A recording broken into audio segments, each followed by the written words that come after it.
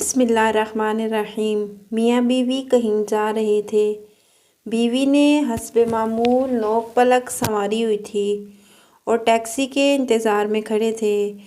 اتنے میں ٹیکسی آئی اور وہ اس میں بیٹھ گئے۔ کچھ دیر بعد ٹیکسی ڈرائیور نے کہا، اپنی وائف سے کہیں کہ یہ لپسٹک کا شیڈ مٹا دیں، مجھے اچھا نہیں لگ رہا۔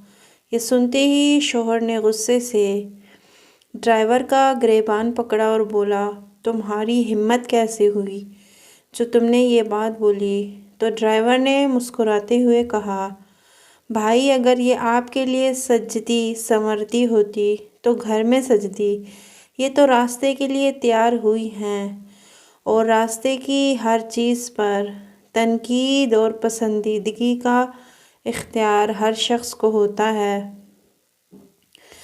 مرد کا غصہ جھاگ کی طرح بیٹھ گیا اور رومال نکال کر بیوی کو دیا اور کہا کہ لپسٹک کو صاف کر لو۔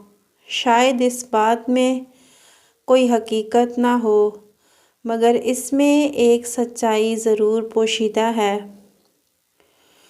عورتیں واقعتاً اپنے شوہروں کے لیے کم اور دوسرے لوگوں کے لیے زیادہ تیار ہوتی ہیں۔